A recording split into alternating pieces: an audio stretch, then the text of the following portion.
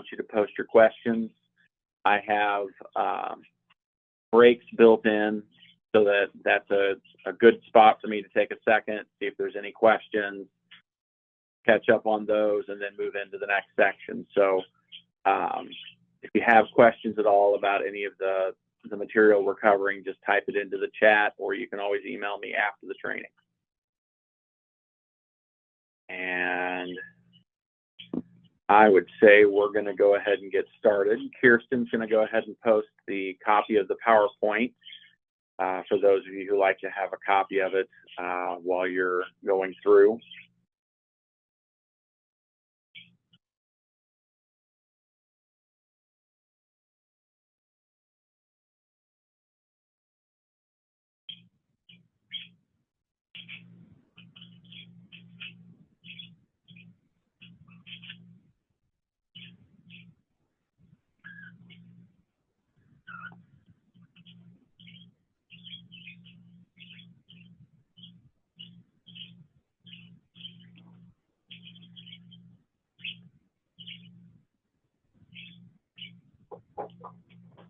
And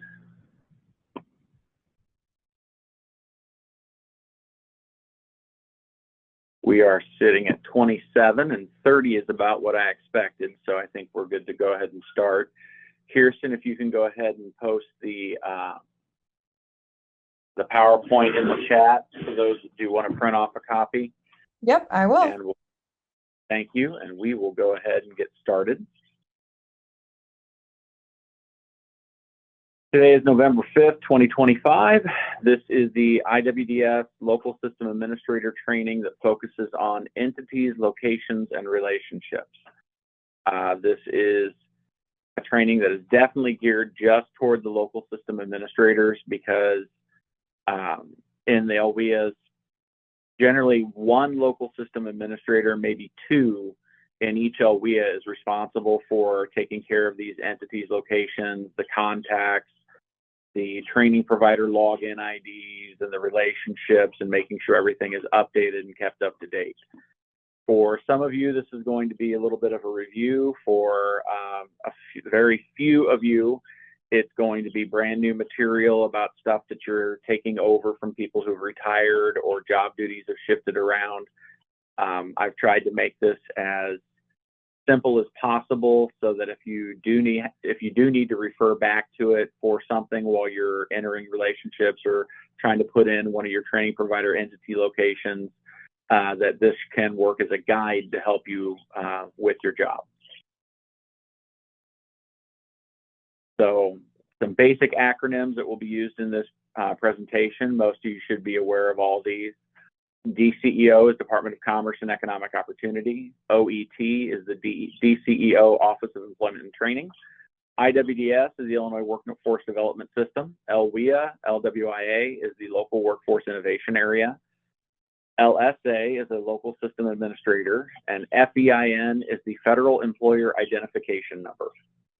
And for those of you who were with me yesterday, I am feeling much better. No migraine today, so hopefully I will not make as many tongue-tied mistakes as I did yesterday, where it sometimes looking at the screen, I felt like the screen was flipping around on me and trying to do some of those nice computer graphic design things on me. So let's go ahead and get into the good information and start now. Okay. The IWDS entity infrastructure is set up in the following manner. There will be one entity for one entry for the business or the training provider that has a unique individual FEIN number. That one entity can have multiple locations under them that all are operating under that same unique FEIN number. And then you can have multiple relationships with each of those locations, not only with your LWIA, but with multiple LWIAs. So it is definitely a parent-child relationship trickle-down pyramid where there will be one entity with multiple locations and then multiple relationships on every location.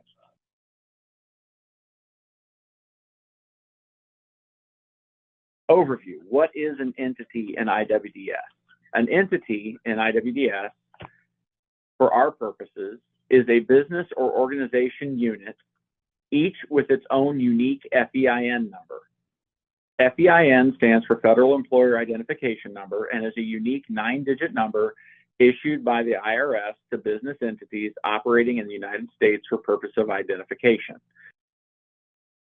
Now, one of the things that I don't have listed here on this screen is that sometimes if someone is a sole proprietorship, or even in some cases of limited partnerships, they may have opted to use the owner's Social Security number as their FEIN in lieu of an FEIN.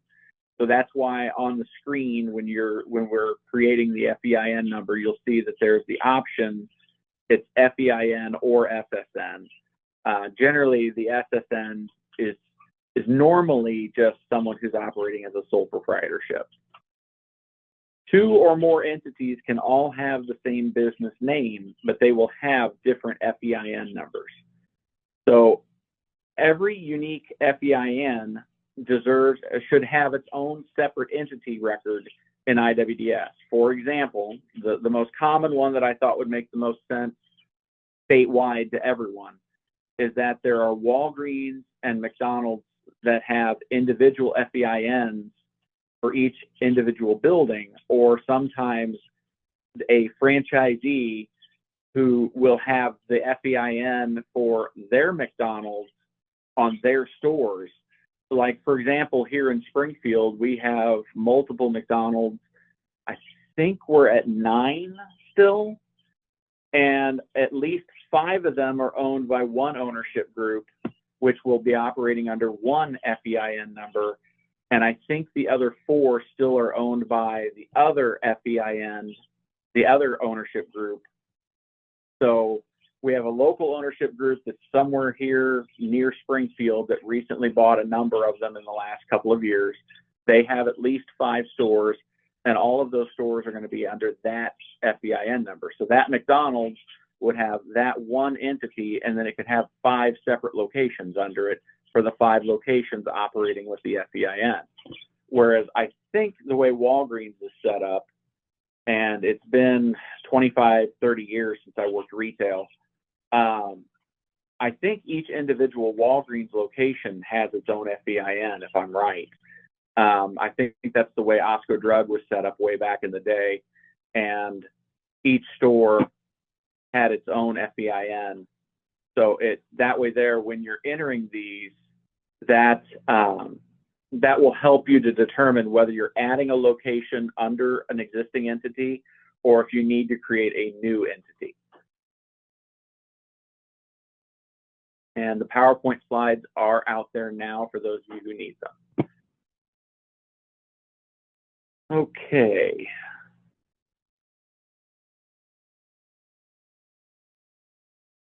And now,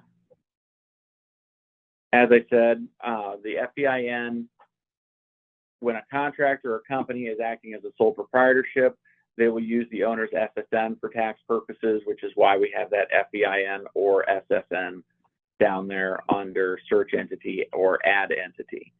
But they will have to have one or the other in order to be operating. It is their federal tax ID for all intents and purposes. So either they have a FEIN that was issued to them by the federal government, or they're using their owner's Social Security number as a sole proprietorship.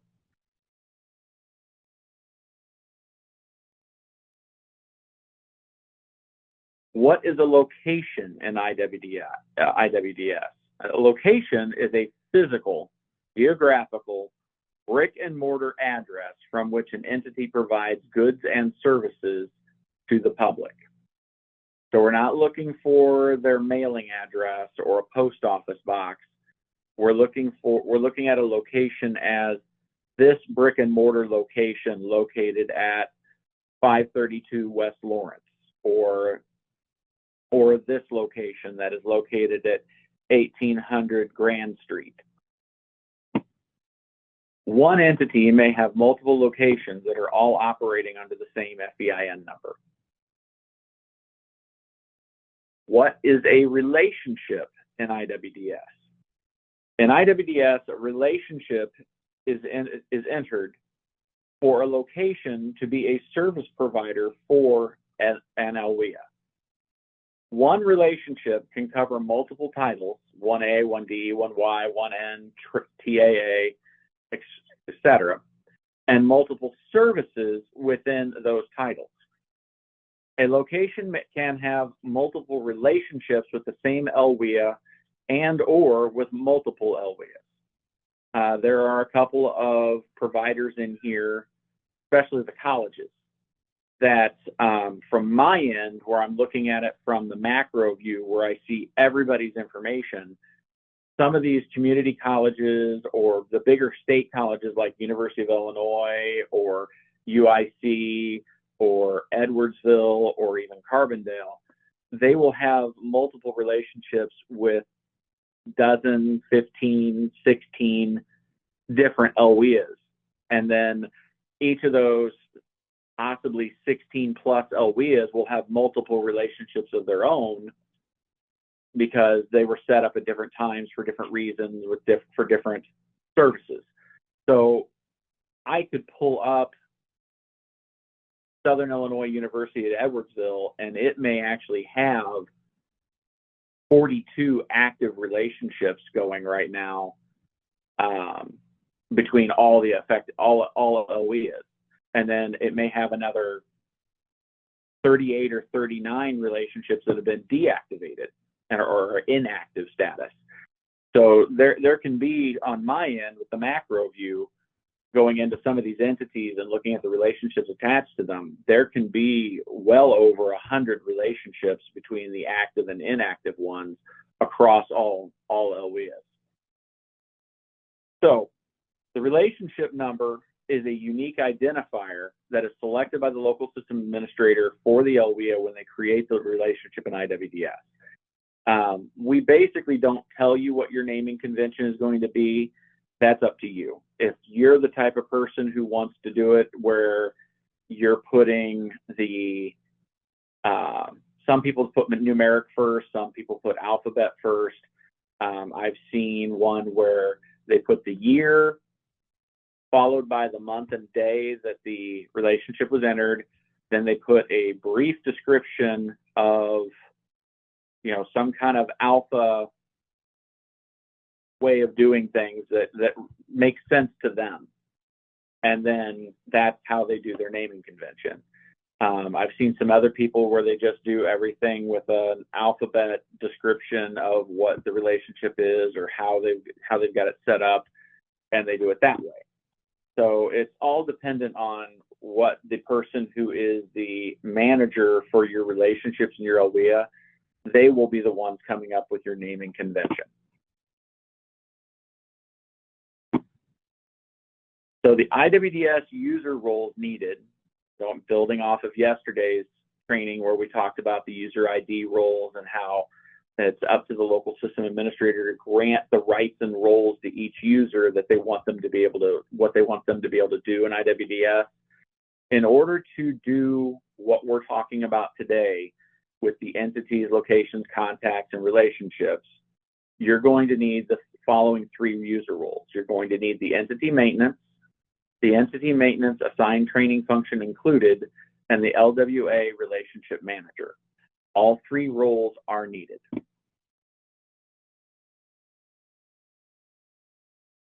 Are there any questions on the overview? Okay. Now we're going to go into this is how I've got the training split up. We're going to first talk about creating an entity. Then we're going to go in and we're going to look at adding a location. Then we're going to talk about adding a contact. And then we're going to talk about adding the relationships. So we're going to go ahead and start with creating the entity now. So before entering the entity in IWDS, you're going to search for the company from the staff menu page. It's very much like searching for a client in some ways. You're going to go ahead and you want to make sure that when you're trying to enter this, that you don't get to the point where you're entering all this information and you go to click save and it tells you that FEIN number is already in the system. So the first thing you're going to do every time that you're looking to enter a new entity into IWDS is you're going to click on the Search Entity option. And there are 4 ways to search for the entity in IWDS. You can search by entity name, and then we talked about yesterday with the searches, less is more, and we'll get to that in a second. The FEIN of the business, the SSN if the business is a sole proprietorship, or the agency type, which opens up a drop down for the classification of what the entity is. So you could, in theory, if you wanted to, take a look at all the different entities that are already in IWDS that are identified as a labor union or identified as a community college, and that may help you find the item quickly. You can also do a combination of things in the entity. You could do community college and then type in the entity name, put Lincoln, LINCLOLN,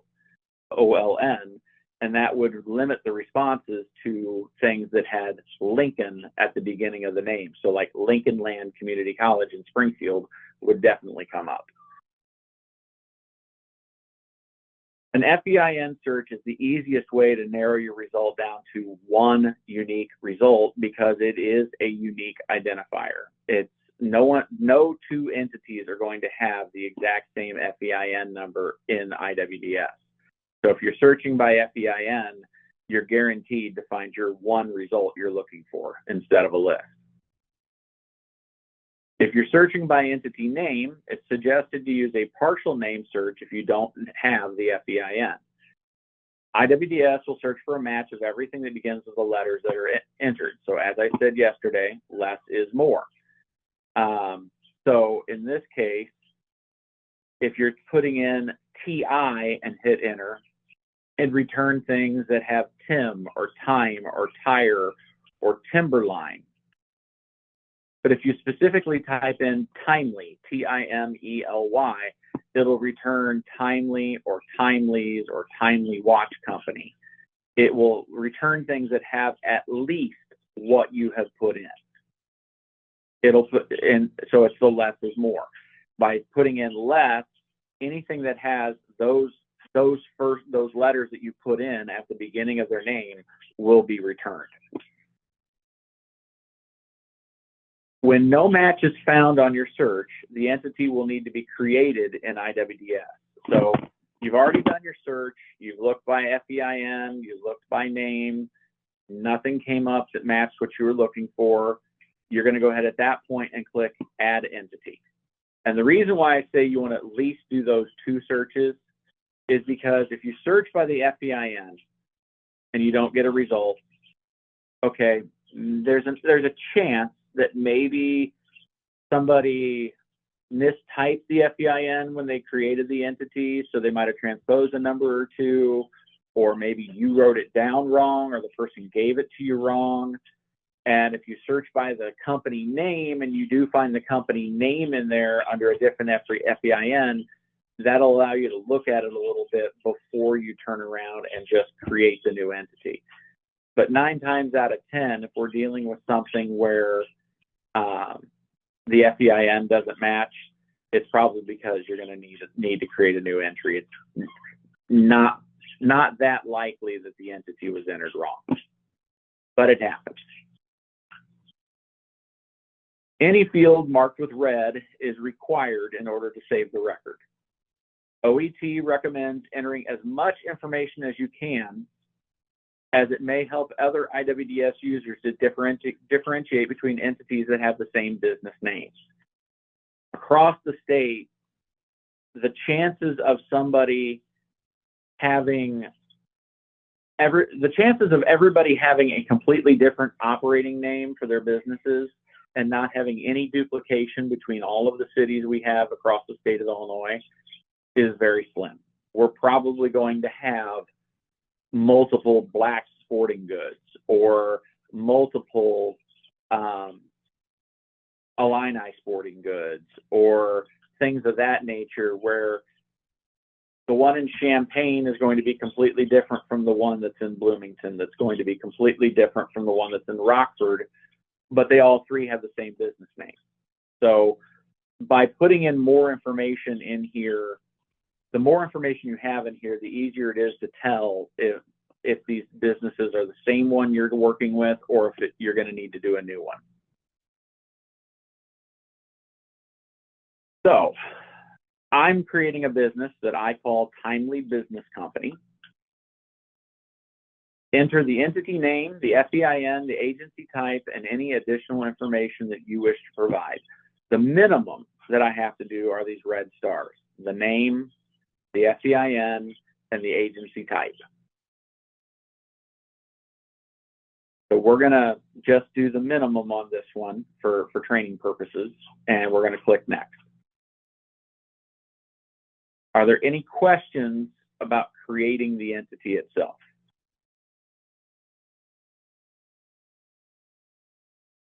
Now, this is the cool part about this whole setup of entity, location, contact, relationship. Everything has a business flow built into it. So when you're done with the entity, it immediately takes you to creating the location. Because this is what's going to come up. Once you've done it and the informational message at the top of the screen states the record has been added, the entity is now saved. And it takes you to this screen for add location, because now that your entity's in there, you have to have a brick and mortar location that is providing the services that you're wishing to use as an LWIA. So every entity must have at least one location entered under it. However, you may enter more than one location if they have multiple locations that they wish to have participate with you. The location information includes the location name, which could be completely different from the entity name. My example, I'm going toward Western Illinois with this example. They may be more familiar with it than the rest of the state, but Neiman Foods is the overall company, and they have multiple stores that operate under them under different names. They have a grocery store called County Market. They have a newer high-end version of it called Harvest Market. They also have some grocery stores that are just called Neiman, which was in the town that I went to college in Canton, Missouri, over there, right on the river.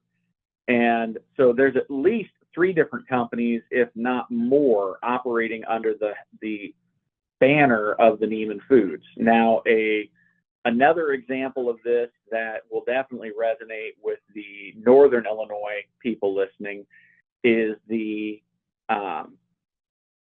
once upon a time, it was the Jewel Food stores, but they got bought out while I was working for them by Albertsons. So Albertsons, under them, had the banner where they had the Albertsons stores, they have the Jewel Food stores, they have the Jewel Osco combination stores, they had the standalone Osco drug stores.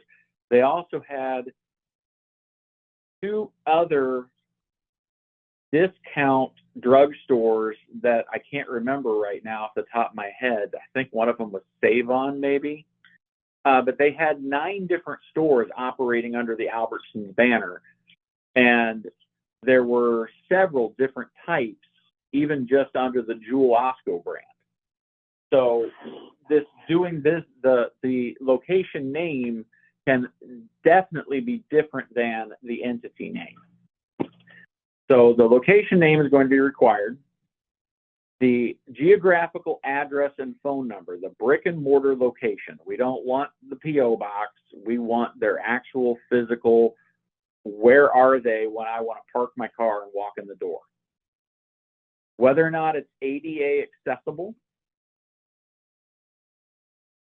and the types of business functions and human services that the location is providing. Now, the required fields are location, address, city, state, zip, county, phone. But if you don't have anything entered down here in these services, that's not gonna, you're not gonna be able to get very far with with the next steps, because there's going to be nothing selected under the location that they're offering.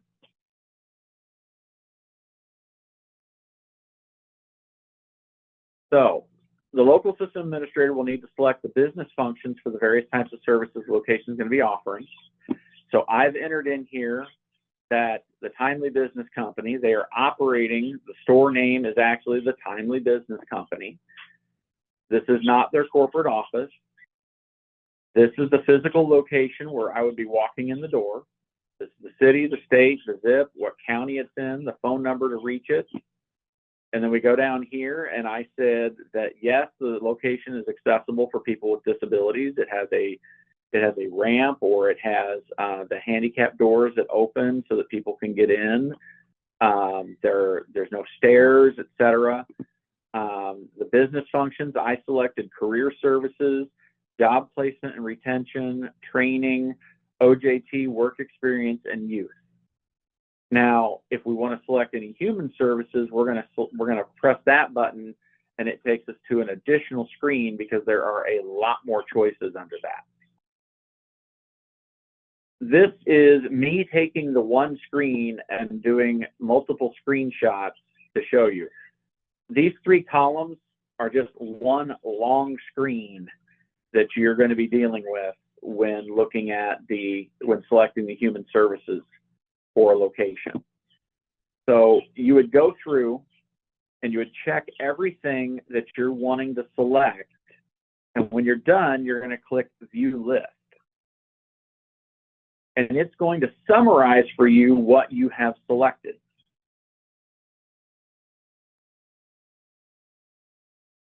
Then you're going to click View List again.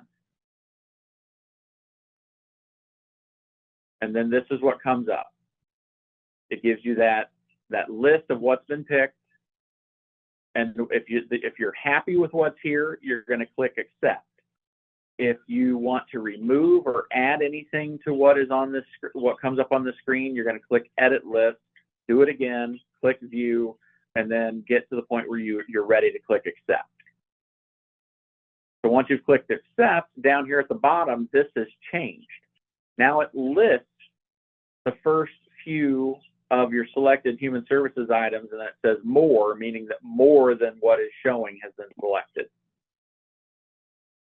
So the local system administrator needs to review all of the information on the screen and verify that they're ready to move on before they click Next. When you click Next, you're going to be saving the location, and it's going to take you to the Add Contact screen. Does anyone have any questions at all about locations at this point?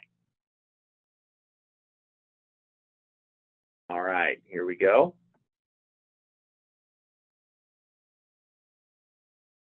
It automatically moves you to the List Contact screen because that is the next step in progression. And up at the top, it says the record has been added, which means that the location has been saved. Now,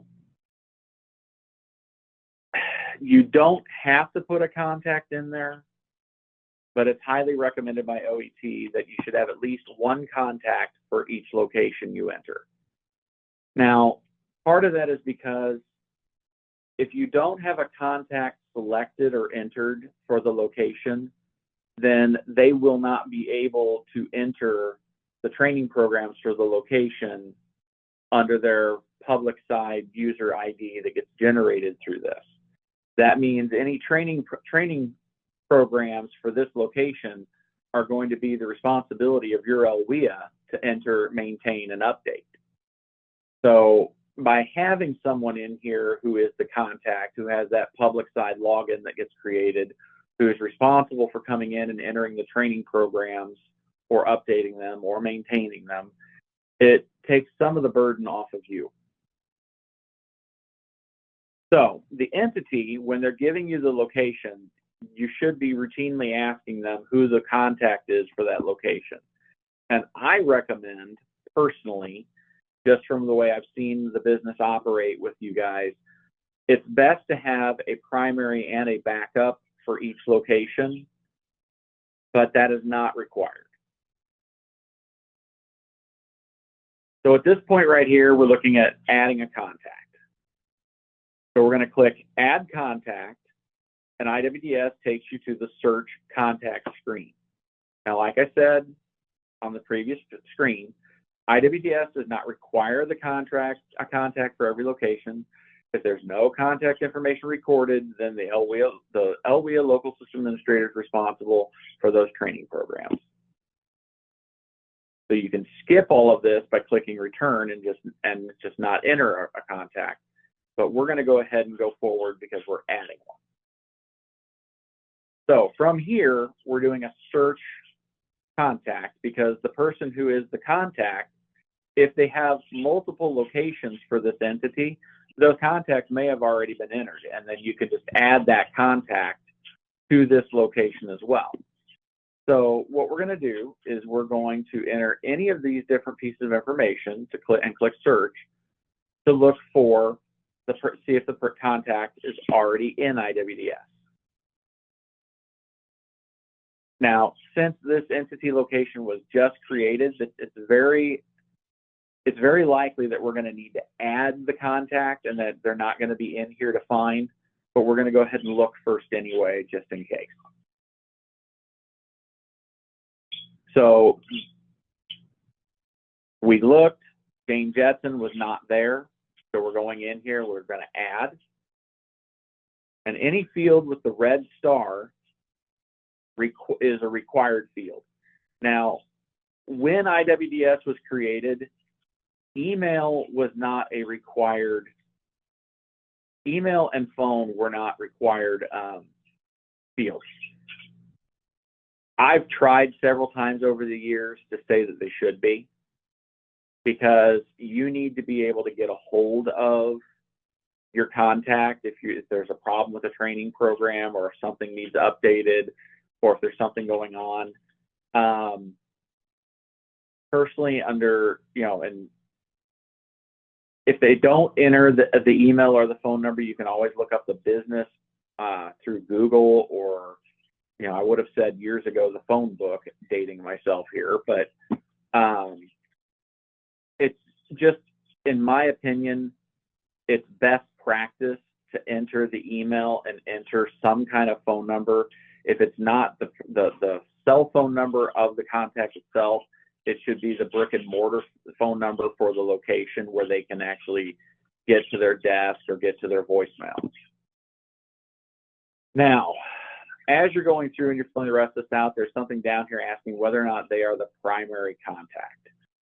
This simply means that they are the main contact person for this location, not the overall entity. If more than one contact is going to be provided for the location, when you're finished here, you're going to click Save, Add Another.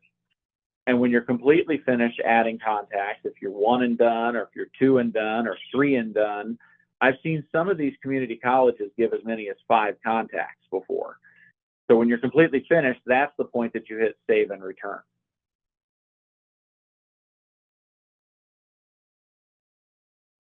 So we clicked Save and Return because we entered the 1. The informational message at the top of the screen now says the record has been added. The contact is now saved and listed under List Contacts, and it's saved to this location. And once the contact is saved, an IWDS user ID will be assigned to the contact person for their public side login. Now, in order to see that public side login ID, you're going to have to click View and look at the contact screen. Yes, there can only be one primary per location.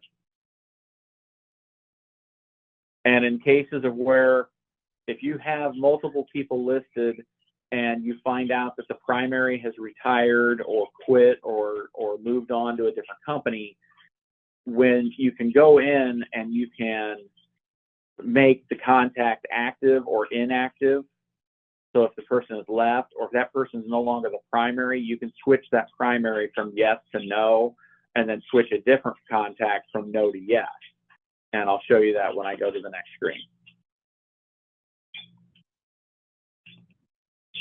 So looking at the ID first, So Jane Jetson was just created. She's the CEO of Timely Business Company. She's the primary contact. She is active. Here is her public side login for the orange and blue login page for IWDS. So she is J. Jetson.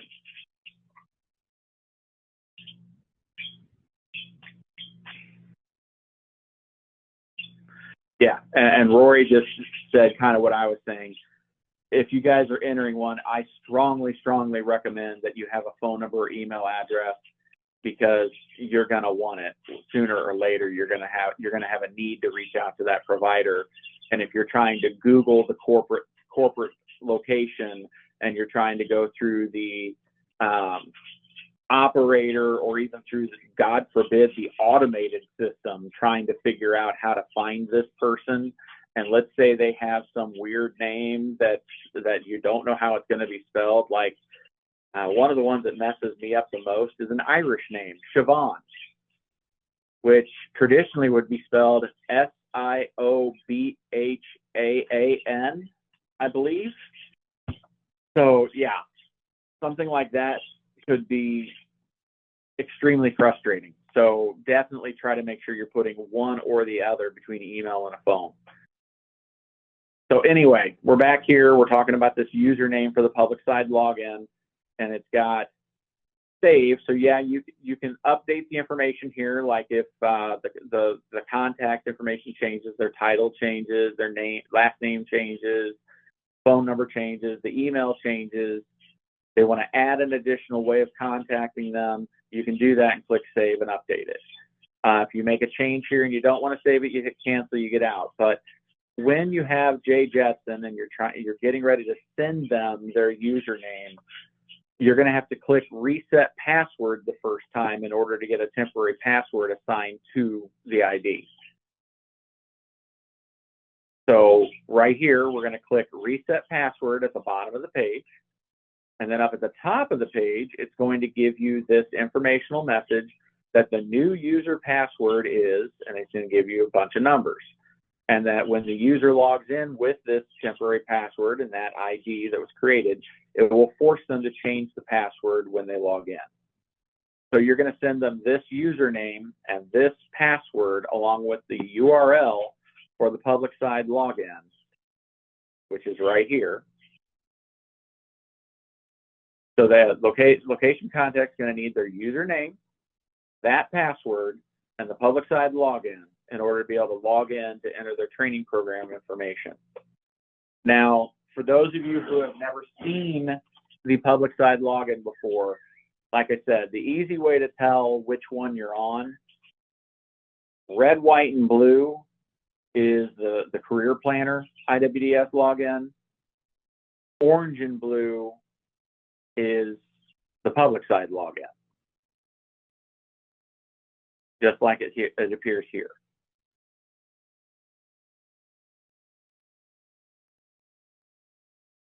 And we've had some issues where we had some LWIAs that were making the mistake of creating a career planner ID under the user ID options, like your LWIA staff, and we're trying to figure out what roles to put under them so that they could go in and do the training providers.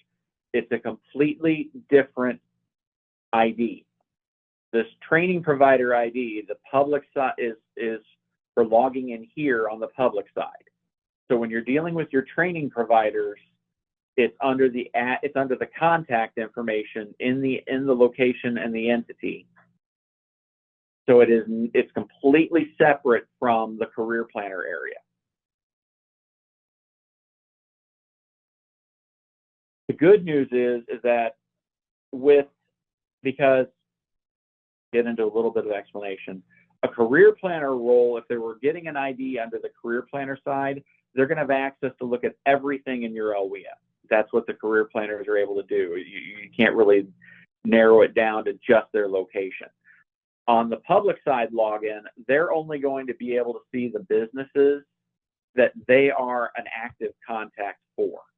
So if you've got multiple you could have someone who is the contact for multiple locations. Somebody may be at Lincoln Land Community College, and then they're also at the Lincoln Land Community College Beardstown. They're also at the Lincoln Land Community College Litchfield. They're also part of the ICC Illinois Community College Board, and they may also be on, for example, at one point in time we had Robert Morris University, and they may be a contact over there as well, working part-time at a second school. And that person may be the contact at all 5 of these locations. Well, when they log in on this public side, they're only going to see the information for the businesses where they are an active contact for. And if you were to go in and make them not active in one of these locations, then the next time they log in, they won't be able to see that business. So if you need to add more contacts, you can always click the Add Contact button to add an additional contact, and you can add as many contacts to a location as you want. There's some of them that have been in IWDS a longer amount of time than others. I'm going to refer back to Lincoln Land Community College because that's one that I see quite a bit and does have quite a large number of locations, contacts, relationships under each entry. The main campus for Lincoln Land Community College, I want to say there's like 20 different contacts that are listed in there, but only 3 of them are active now, and only 1 of them is the primary. So we've had that many people that have come and gone over the years that have been deactivated and are no longer the contact, and the next person gets added. And then that person leaves and they get deactivated and the next person gets added. So you could end up with a pretty large list, or you could even have a number of people who are physically active at the location, and each one of them is responsible for a particular area. You could have 5 active contacts, and each one of them is dealing with a different portion of the business or the school or the entity. One may be nursing, one may be business, one may be human services, one may be career planning, one could be youth only. So there's no right or wrong. It's just however you need to set it up, that's what you do. And I apologize. One of the birds is letting me know that apparently the choice of seeds that he was given this morning are not to his liking. Once you are finished adding your contacts, you can click the link for List Relationships in the blue navigation panel on the left side of the screen. This is the one point where it's not an automatic guided thing, because entity location contact is a guided process. It's all in one. You should be doing that all in one sitting, honestly. The relationships is something that's going to happen a little bit more haphazardly. It's not as organic of a process. You're going to be creating relationships based, honestly, in a lot of cases, the relationships are based on your grants and your grant cycle. That seems to be the #1 driver of what I see with most of the relationships and relationship number choices and the unique identifiers. So anyway, from here, the user can review the relationships that the entity and location have already set up, or you can enter new relationships with the location. So you're going to click List Relationships, and that's going to take us out of the contacts. Are there any additional comments or questions on contacts before we move into the relationships portion? Because, the way I look at this presentation is we kind of just left the appetizer and soup and nuts behind, and now we're getting to the main course.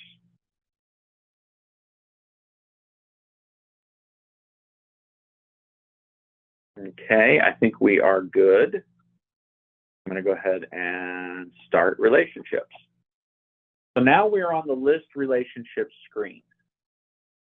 Since this is a new entity and a new location, there's not going to be any existing relationships for this, because you just created the entity and the location. So you're not going to see anything here. The LWIA local system administrators are only able to see the relationships between the location and their own LWIA. You're not going to be able to see how other LWIAs have set up their relationships with the same location. So you're going to click Add Relationship, which is going to take you to the Search Location screen, where you can begin the process of adding a new relationship. Okay. From here, you're going to search for the location that you are choosing to be used to set up the relationship. If you have multiple locations for the same entity providing service to your LWIA, you're going to need multiple relationships. You're going to need a separate, unique relationship for each physical location, each location that you have entered in IWDS. So this should look familiar because it's the exact same search location screen that we used earlier with the when we were adding the location to the entity. And once again, less is more. So a partial name search can be used for the search on the entity name. You can also narrow the search down by adding in address, city, zip code, or county. Any of that information can limit it down if there are multiple locations under the entity that you know of. In this case, we're just going to look under Timely, T-I-M-E-L-Y. It brings up 3 separate entities that are entered in IWDS, or 3 different locations that I have under this one business entity. So they have 3 locations in Springfield, one at 500 East Monroe, one at 1440 West Wabash, and one at 1 West Old State Capitol Complex. At this point in time, we're going to pick which location we actually want to be using. Now, if the one we're looking for isn't here, then you need to click return, go back to the search, and try again. Maybe you need to take a few letters off the name. Maybe you just need to search by address. Maybe you need to look by zip code. Or it may be that you haven't entered that location into IWDS yet. So if the location you're looking for doesn't automatically appear here under the list of locations, that's generally the first thing I would do is run the search again. And if it's not there, then you need to go all the way back out, go in through the search entity, look at their location, and see whether or not you actually need to add the location to the entity. In this case, we want 1 West Old State Capitol Complex. And it comes here and it starts the Provider Management Update Basic Information screen for the relationship. You can see right here, this is the entity information in the first line. The location information is in the second line. And now down here, you start the relationship. And as I said, we don't give you the naming conventions for your relationship. That's something you do. So your LWIA, if you have multiple people doing it, then I recommend that you have an agreed upon naming convention for your LWIA that everybody uses, just to make things easy. If you have somebody who always did relationships before and they're getting ready to leave, then obviously that person needs to document their naming convention so that when the new person takes over, that they will understand what the naming convention is and why it's there. You know, I'm a database guy. That's what I've done for 30 years, even before I came onto the state. And naming conventions are extremely important especially when you're dealing with situations where somebody's coming in cold. Let's say, God forbid, somebody in your organization dies, or they quit suddenly, or they go into the hospital, and you've got somebody coming in and they're taking over these job duties, and they do not have the ability to talk to the person who is gone. It needs to be either documented somewhere so that you have something to reference, or it needs to be trained somehow. Either management needs to have something. I personally feel that naming conventions should be documented. There should be a paper trail. There should be something in with your study, your material. Like maybe somebody needs to write it up and then stick it in with this PowerPoint that you guys print off, and you have this in the office for the people who are doing this job. But naming conventions are important because consistency makes it easy to search. That's the only thing that I can really say from my personal experience with things. Believe it or not, 15 plus years ago when I came to IWDS and started, when I came to DCO, it's because a man by the name of Ed Carl passed away. It was unexpected. He was just one day didn't come in. And when I was hired 6 months after this happened to him, when I came in, I had all these things that suddenly I was responsible for that were his. Well, the funny thing is, he actually had a notebook sitting there that came to me with the rest of the things when I started the job, and he had documented his naming conventions completely in test materials, test clients, the way he set up his grants, the way he set up his relationships, everything. So it was very helpful to have that naming convention documented.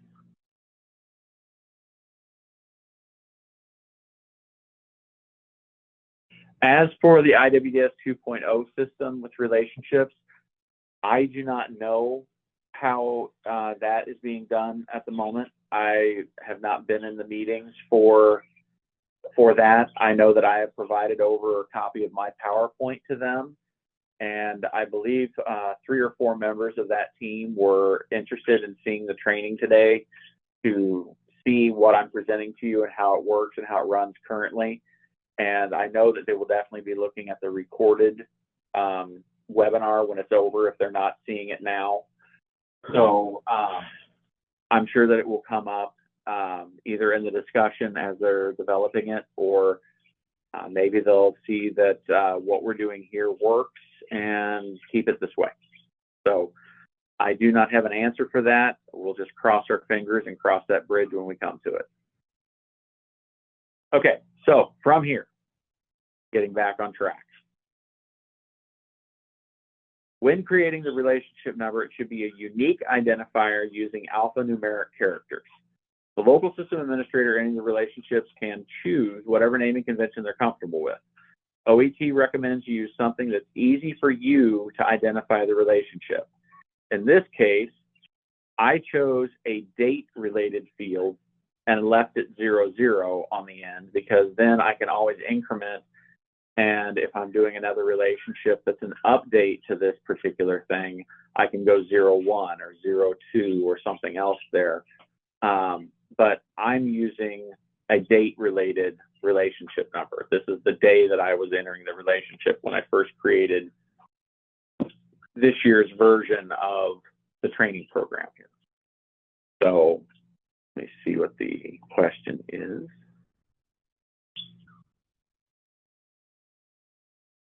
Yeah, I agree with you, Roy. Even if they do auto-generate, I hope they leave you some kind of option to customize it in some way or another so that it's easier for you guys to identify what you're dealing with. I find that auto-generated numbers and lists, you don't have a personal connection to it, so it makes it difficult for you to have instant recall when you see and identify what it is, because there's no connection to you. It's just a set of random numbers or random letters that were generated. When you're creating the relationship, like right here, when I tell you, I know exactly what this relationship is. I entered it on January 7th of 2025 with this particular company. So it's related to whatever grant came out around that same time. That's the way my mind would work when I see that relationship number, knowing my naming convention. So after you've entered the relationship number that you create, you're going to select the relationship type from the from the drop-down menu. You have 4 choices: contract, other, referral, and vendor. Most of your relationships are going to be contract because you're entering into a contract with that training provider to use these particular grant funds during this particular time period for these particular services. Next, you're going to scroll down and you're going to go into the Provider Management Update Basic Information page to enter the fund source grant information. Now, I am skipping over this notes comment field. I'm skipping it because in my 15 years at DCEO, I rarely see that anybody is using it. If for some reason you are more of a meticulous note taker type person, you may want to put some notes or comments in here because then the person who comes behind you will have something to see or reference. Honestly, it's one of those things that I just have not seen where honestly, I can't tell you that I've ever seen it used, to be honest, that I can think of. I think some of the older ones when I first came on in 2010 may have had some things in the notes, but I don't think in the last 10 years I've really seen very many LWIAs use the notes and comments section on the relationship screen. Entering the location grant information requires at least a fund source, a start date, and an end date. I'm going to get more on this particular field here in a minute, but at one point in time, the contract amount was important, and there were some calculated fields, some other things in IWDS. We've gotten away from that. They've gotten away from that before I even came over in 2010. I'm going to tell you right now that if I get into a relationship and I see something in this contract amount, I'm probably going to delete it and make it blank. It is just make a note here. Best practice recommendation from Office of Employment Training, best practice recommendation from OET, leave the contract amount blank. It can cause problems. It's not going to solve any problems, but it can cause some. Does that make sense to everyone? So anyway, under the fund source, the drop-down title is going to make you select either 1A, 1D, 1E, 1N, trade, 1DC, 1EC, something along those lines. Right here, just like I said, it's recommended leave that contract amount blank, not a required field, and putting something in there could cause a problem, but it's never going to solve one.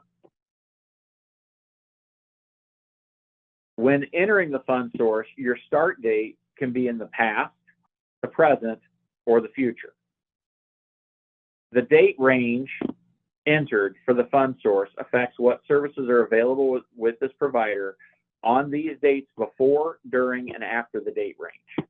So my date range here of 1/1/2025 and 6/30/27, anything before this date or after this date will not be affected by this relationship, or 1A or 1D. Now, if it's 1N, I don't have it in this relationship. It's not going to affect 1N. It's not going to affect trade. It's not going to affect 1Y.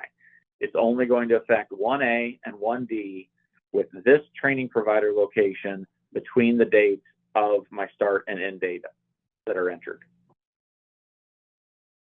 Now, be careful before you click save. Make sure that your start date is definitely where you want it to be, because that is the one thing that I can't even fix for you. And honestly, we don't have, with the programmers on the limited time that we have them on right now, they don't have time to go in and fix it. You're going to end up having to make this relationship inactive and start over and make a new one.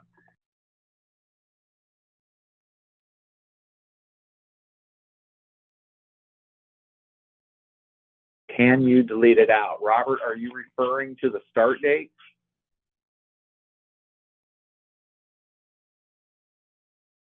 No. Once you click save, it's there. You're not going to be able to change it once you click save. Now, right now, before you click save, you can fix it, you can change it, but once you click save out of this first section here, when we're done with this part of what I'm showing you, and I'll show you when we get there, that start date becomes permanent on that line. Now, there's a couple other tricks that I have where you can work around it, and I'll show you those when we get a little farther. Now, once saved with the end date can be changed to make it greater than the existing end date that you've put in here and saved, but you can never shorten it. So, for example, if I had made this end date 6/30 of 2025 and the grant got extended to 6/30 of 2026, I could change that end date and extend it.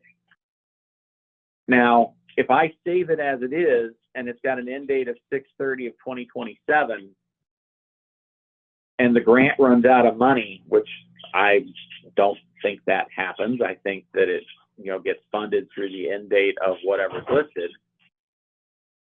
But if for some reason the date needs to be shortened, you are not able to shorten the end date.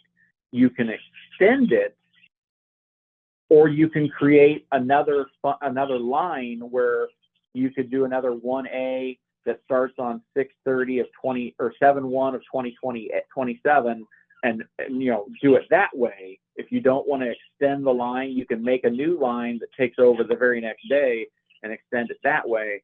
But you can always make the end date greater. You just can't ever make it smaller. So you can make it greater than the current end date, but never less than the current end date.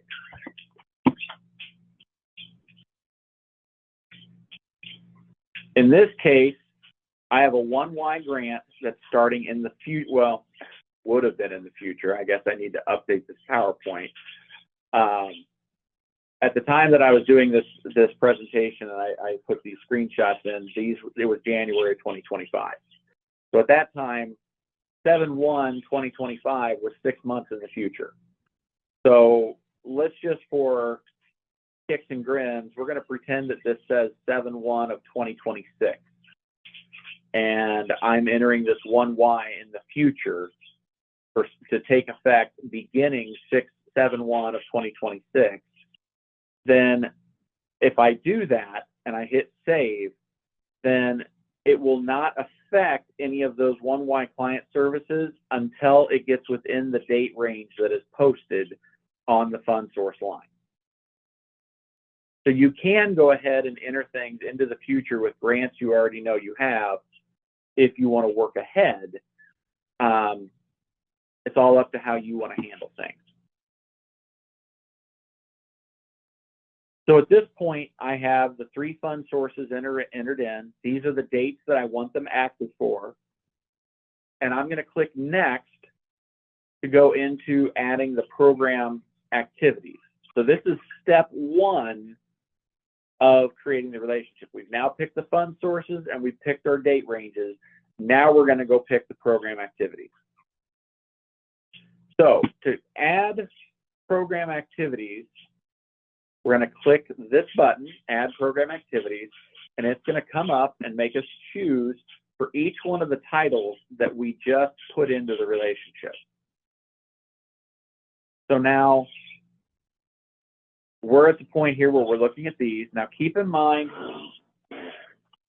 we were trying to do something in IWDS, and I think we actually did last summer. I think we got rid of where you no longer see the registration required core and the intensive. All you're going to see now, I think, are the career and training, because those are the way things were under previous legislation. And then they switched, I want to say around 2016, to where it was just career and training. So in this case, if we're wanting to add program activities, we're going to pick the 1A career, 1A training, 1D career, 1D training. We might want to pick the 1D disaster, and we would want to pick the 1Y youth service elements, education, training, career.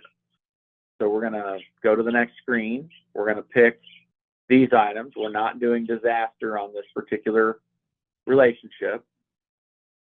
And then we're going to click next. And now it's going to tell us that these programs have been added: 1A career, 1A training, 1D career, 1D training, and youth service elements. And I believe I got that message moved. That was another fix that the programmers took care of us this last summer. So where it says these programs will be deleted is now its own line. Now we're going to select each one of the specific services in each of these title service levels that are allowed by the grant. So at this point, we're going to be looking at the 1A career level services, which is right here in this screenshot. So I'm picking career planning, job search assistance, referred to employment placement assistance, initial assessment of skill level, comprehensive specialized assessment, development of IEP, workforce preparation skills, federal job referral, and then, oh boy, I'm blanking out on what SS is. It's the additional assistance with tools and equipment and uniforms. So at this point, we've selected what we want here on the career 1A. We hit next, and now we move over to the 1A training. Supportive services, thank you. I knew I was blanking out on something. So now we go over to the training 1A. It's a guided step-by-step. It's going to take you through one thing at a time. So now we're going to pick our training level 1A. I'm picking occupational skills training, OST, OJT public sector, supportive services, tools and equipment, supportive services uniform, and follow-up services. Then it takes me to the 1D career. And once again, we're going to pick what we want: 1D training, the 1Y, which as you can see is completely different than the 1A and 1D. We're going to pick what we want here. Then it brings us to a summary page. This is what we picked in 1A career. This is what we picked in 1D career. This is what we picked in 1A training. This is what we picked in 1D training. This is what we picked in the 1Y. Now, if there's any section that you want to change, where you need to remove something or add something, you click update on that section. When you're happy with the list, you click next to save your choices and move to the next step. At this point, it takes you to a screen that once upon a time was required, where you're updating the SIP codes and you're adding specific SIP codes to the relationship. I cannot stress, which is why it's highlighted, highly enough that OET does not recommend adding SIP codes to the relationship. Once upon a time, it was using those numbers in a more aggressive manner and verifying and double checking and doing this, that, and the other. Right now, what would happen is if you enter a SIP code in this relationship and the training provider doesn't put that exact SIP code in their training program, then that training program will not show up for you under your services when you're trying to make your selections. It becomes more restrictive and it causes more problems than it solves. Matter of fact, it solves nothing. It literally has no benefit to you to enter anything on this screen. And for those of you that don't know what SIP codes are, it is the classification of instructional program codes.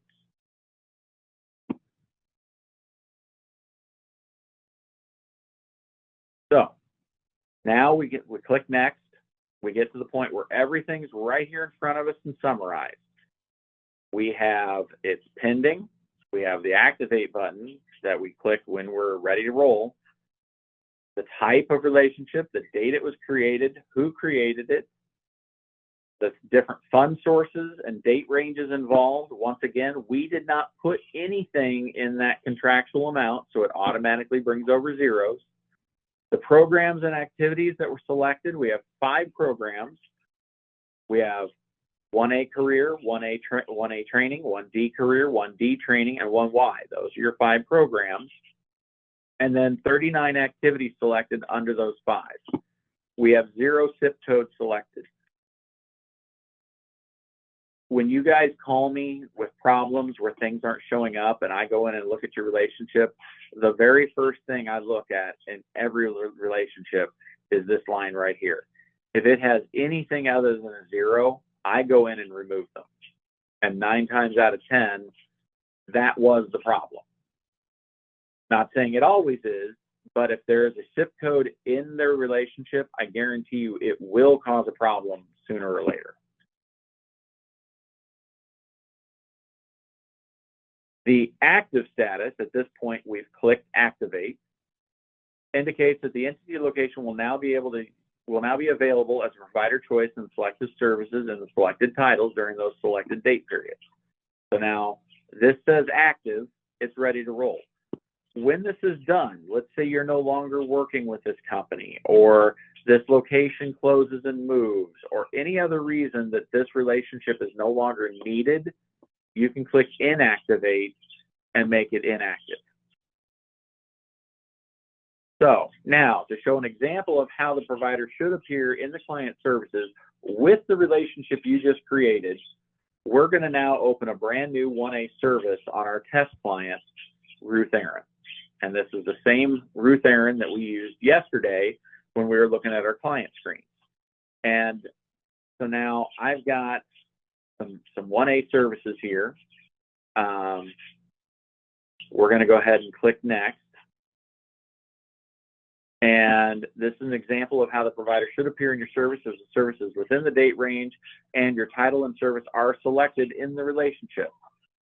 So in the client record, add a service. In this case, we're choosing 1A, we're choosing training, and we're making the training start on 1/2 of 2025, which, if you remember, we just made on that relationship, our start date for all 3 titles, for all 5 programs, was 1/1 of 2025. So that's going to put it squarely inside the date range. So we're going to pick occupational skills training.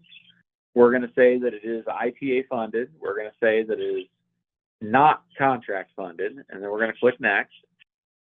And then in the required fields, our grant comes in, or we select that grant if it's not automatic. And then we're coming down here and we're going to go into search providers. So when I click search providers, we get to the search provider relationships. I always just click show all. I've never really messed with doing the relationship name, relationship number. I just click show all and scroll through because I want to see what my choices are. For those of you that already know you want to do that, you can put your relationship number in, you can put the relationship name in, you can limit your results if you want to, but just general practice, I've always clicked show all and just bring up the whole thing.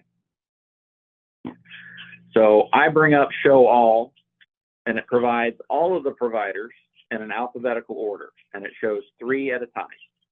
So if the location has multiple active relationships in the LWIA, you could actually have multiple results with the same location name. In this case, I'm looking for Timely Business Company, so I scroll through, and it ends up being on page 4.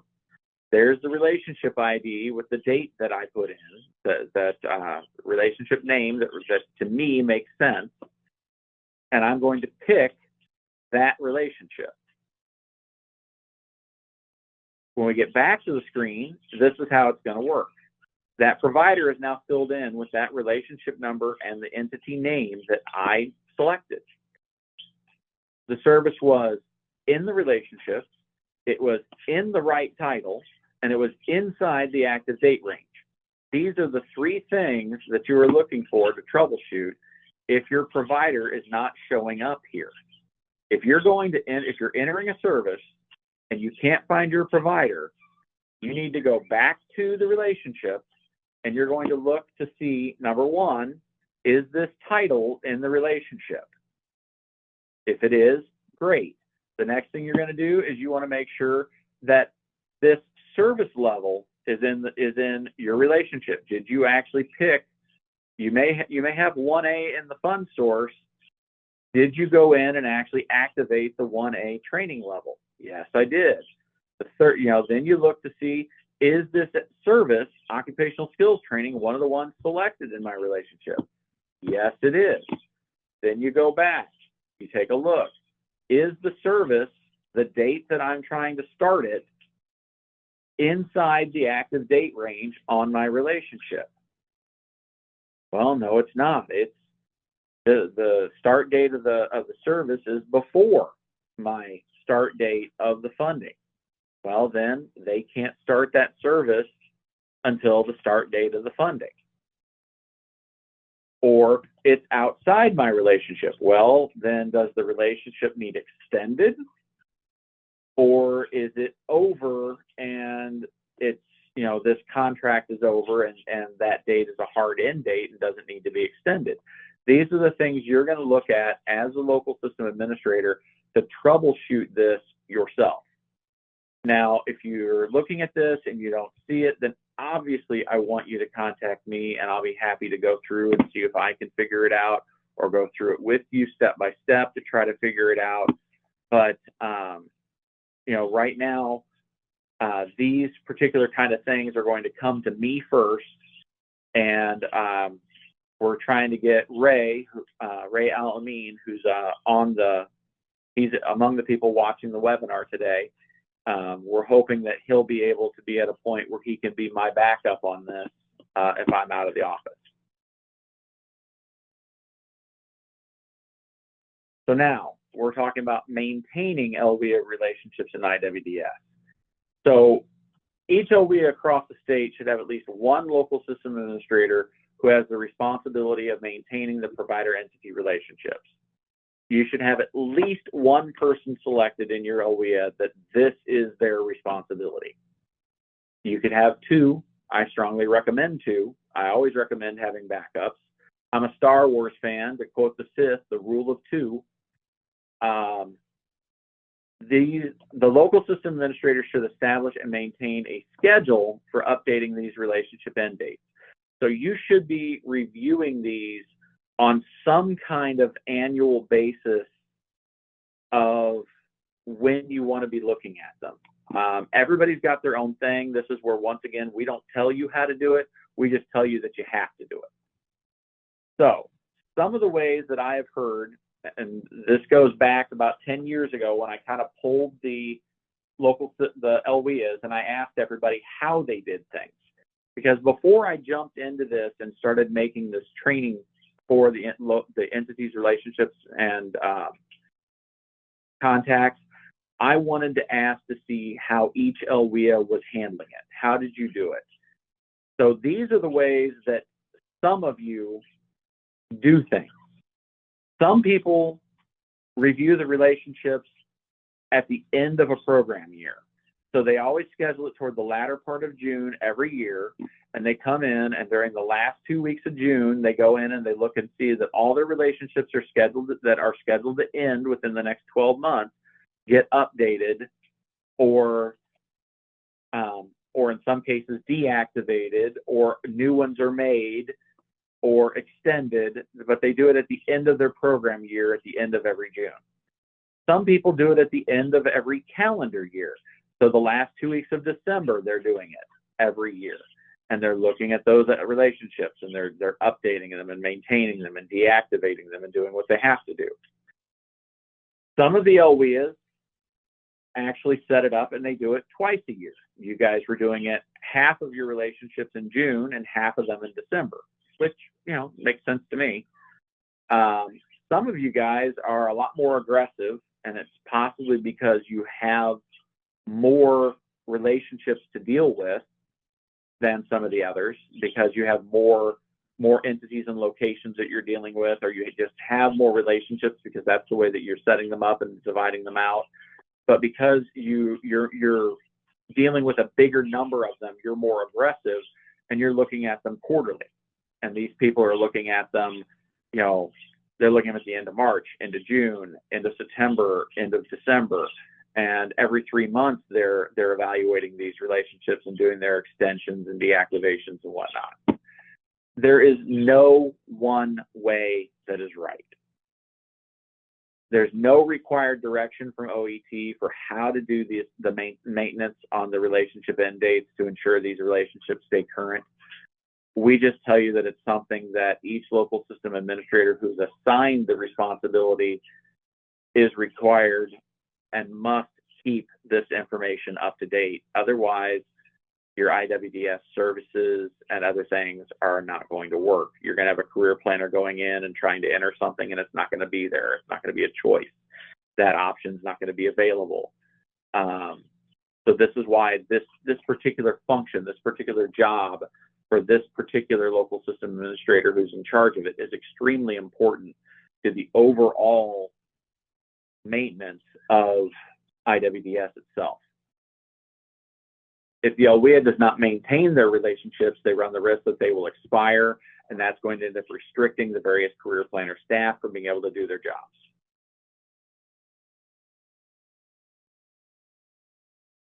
The LWIA point of contact for training providers. It's very important that the LWIA keeps the contact information on the public side of IWDS up to date. I believe that Mark Burgess and Paula Berry recently did something to make sure that we were getting this updated as soon as possible, you know, to get everything current in IWDS. And I know that there was a ticket that just came through and Mark verified. I want to say right now, as of this week, this is current and has been updated and fixed to match the current list. But if at any point in time, as people come, people go, people get different job duties, if the local system administrator who is the main contact for your LWIA has left or that job has changed and is now somebody else's responsibility, it is the LWIA's responsibility to get this information updated as soon as possible. Because this is also this is the public-facing side of IWDS.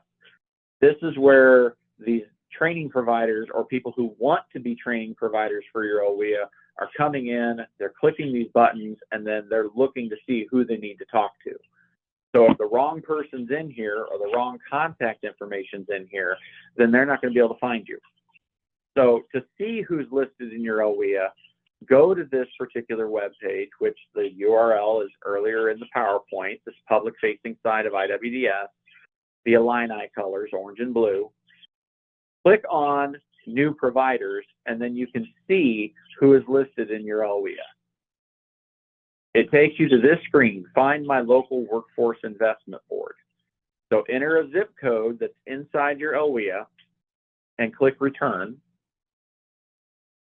And this will display who the main LWIA point of contact is for your training providers. If any of this information has changed or needs updated, please email the IWDS Performance Measure staff, Mark Burgess and Paula Berry, and CC the IWDS System Administrator, me, and to get that information updated. We're going to want to do this as soon as possible. You get that information to us, we're going to try to get it updated as quickly as possible. So in this case, I typed in a zip code of 62704. It came back with the Land of Lincoln Workforce Alliance at 1300 South 9th Street.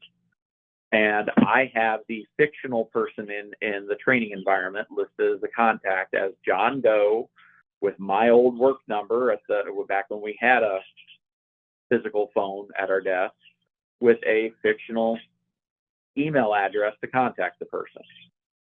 Now, for me, since this is in my training environment, this is a fictional company as far as everyone's concerned, I'm going to say that this information is correct and we're good to go. But if something on here was wrong, you're going to want to make a screenshot. You're going to want to send an email to Mark and Paula and CC me and tell us what information needs to be updated. And with that, we are at the end of the presentation. if anyone has any questions whatsoever, now is the time.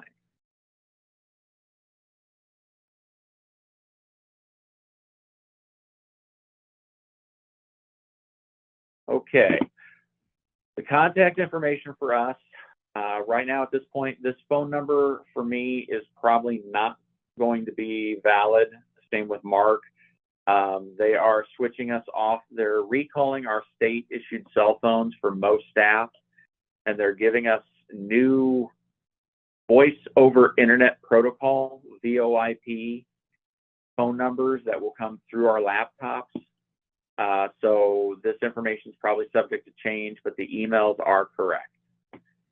Ray, like I said, is the new guy on the block. For those of you who have worked with him, he's extremely patient, extremely competent, and an extremely nice guy.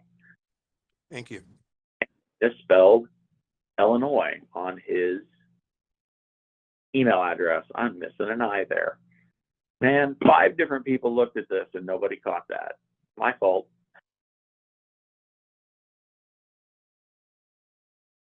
All right. I'm going to stop sharing. Actually, no, I'm going to go back here. I'm going to go up here and see the comments and look at what we got here.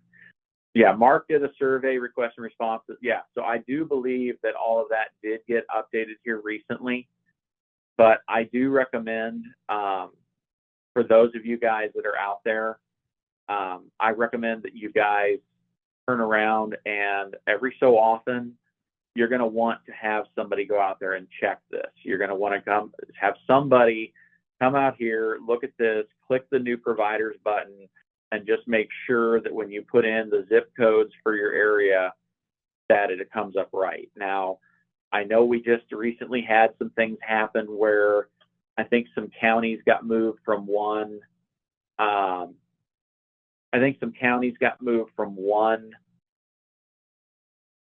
LWIA to another here recently, like Douglas County got moved, and I think 3 others. That would be good ones to test, because I know we're having some problems with reports where they're still coming up under the previous LWIA instead of the new one. I'd be curious if the LWIA that gained these new counties in their LWIA, if they tested the zip code for those counties, what's going to come up here, because I wonder if that's been fixed or not. So if you guys get a chance and can test that for me, let me know. Send me an email if it's not working. If it's still coming up under the old LWIA, I need to know, because that's something I can turn in a ticket for to get updated. And let's see, can we send out or share in the chat the PDFs that I referenced yesterday regarding IVIS, etc.? Hang on, I'm gonna overload you guys with a bunch of attachments. Give me 1 second. Let's see.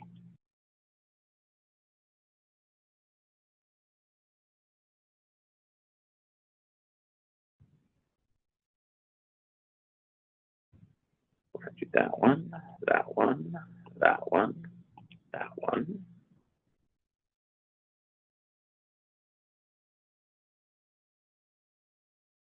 Okay, here's a bunch of them, if it'll let me. Oh. Okay, I can only do 10 at a time. So let's go back, and this one.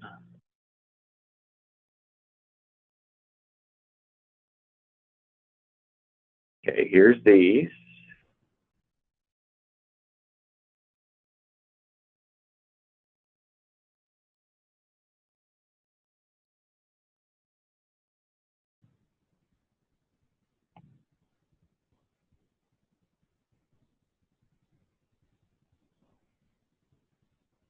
Here's more.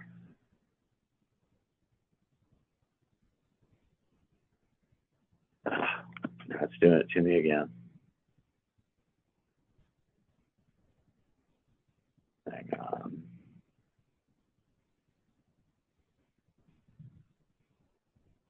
All right, it is causing me trouble, so give me 1 second.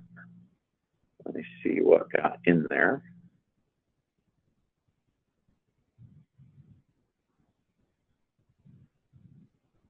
That isn't what I wanted. It's sending directly just to one person. Give me a second. I need to do it again.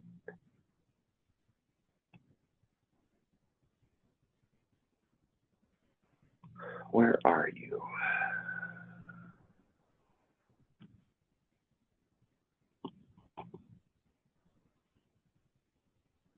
For some reason, there we go. Now, I'm going to send the chat to everyone. Let me get out here. The SDA form, BRAC-F form, and the beginning of those.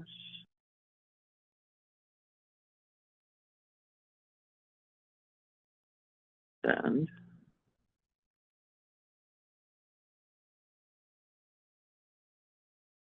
And then let's get the next set.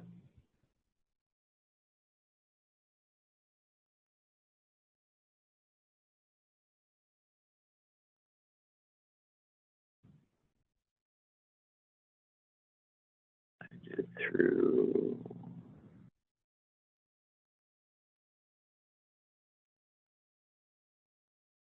there. So we're going to go here.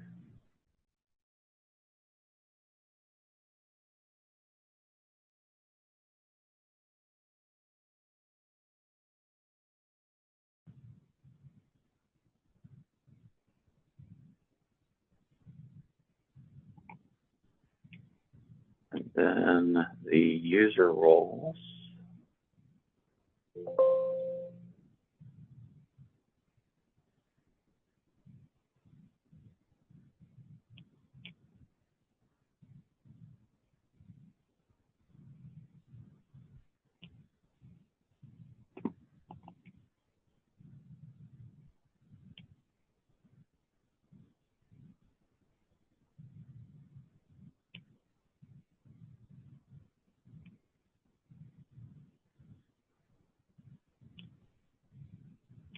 Okay, that should be all of the supporting documents from all 3 training classes.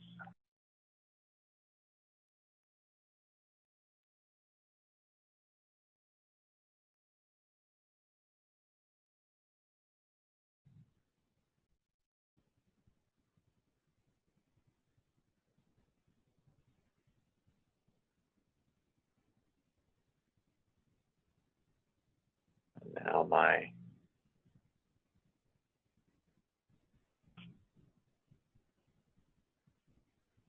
chat is slowing down on me here because of it. All right. If someone could just respond in the chat, if you're able to if that gets you all those documents, you're able to download them, just give me a thumbs up or something so I can see that you've got them. That will suffice.